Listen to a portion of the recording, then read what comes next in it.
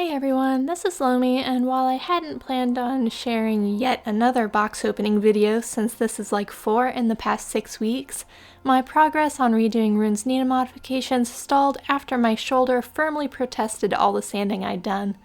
That means I'm in timeout until I've learned my lesson and realized I can't do stuff like vigorously sand paint off doll parts all in one day. Oh my goodness, my tripod. Fortunately, I had this arrival, so I don't have to skip a week of updates and I can get back to my projects in the coming week now that the pain is starting to subside. This was actually the first of the new dolls I purchased back in January, but it only just arrived after the 3-month production wait. I've never purchased a doll directly from Soom before, but there are a few interesting new changes in how they do things, so that's neat to see now. One thing that took me by surprise is the new Smart Certificate feature, which is an NFC chip embedded in the doll. This is connected to all the doll's certificates, so you never have to worry about a lost COA again. There are 2 chips in each doll, one in the head and one in the chest, so even if the parts are split for hybrids, you still have access to that information. Of course, there are still paper certificates as well, one for the head and one for the body, so again, if you separate the parts, you've still got certification for both pieces. The bag they sent the doll in is really nice, and I'm impressed by how sturdy it is. This could easily be converted into a carrying bag just by adding straps, and I may do that in the future. I feel kind of bad because I went from planning for no new dolls this year to having 4 arrivals in the first 4 months between the new kit, my new faceplate, mini for all, and now this. I feel like every time you say, no more right now, that's exactly when one of those rare sought-after dolls pops up, just to make you a liar. This doll is a little Hyeaaah Ralis from the Lost in Oblivion release. While the head is Hyeaaah Ralis, it's the same sculpt for both male and female, but as you can see, I got the male body, which is, I believe, Ralis. It was also available in white resin, but I got NS. This is also the new updated Little Gem body, which is about 42 centimeters tall. The doll's fantasy parts were optional. It was kind of a dragon set with wings and feet.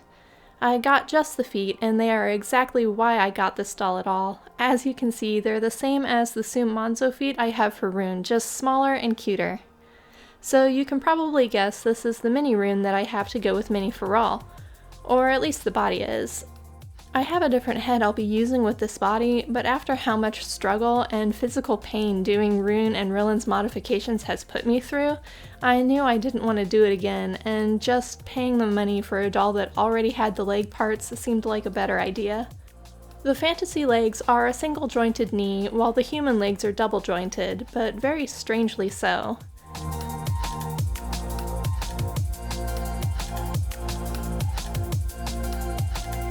The arms are a pretty traditional double-ended peanut joint, so the arms have a lot of movement at the elbow.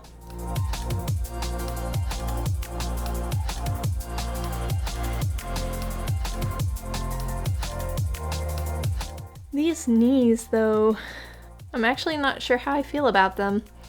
They're a little funky.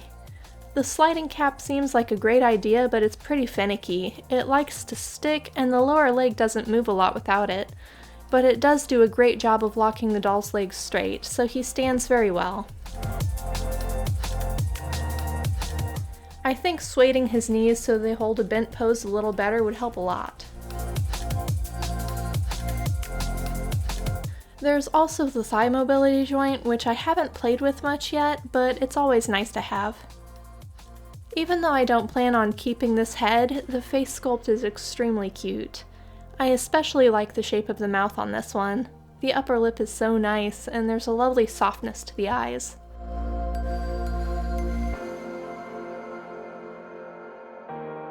The doll's hands are really nicely sculpted, and I also noticed that the overall casting quality is very nice. The only other experience I've had with Soom's dolls has been with Big Rune's legs, and it hasn't been great. They had bad seam lines and some bubbles and other casting issues, but it's nice to see how far the company has come since then. There are a few traces of seams on some parts like his wrists, but for the most part the doll is really smooth, and I have no complaints about the quality of the resin or casting. They've really improved their output in the past 10 years, and I like seeing the changes and innovations they've come up with along the way. I have plenty of other projects to work on before I address this one, but I'll be selling the head and then puzzling over the next thing to figure out, which is dyeing a doll with an electronic chip in the chest without damaging it. That's all for today though. Thanks for watching. Bye.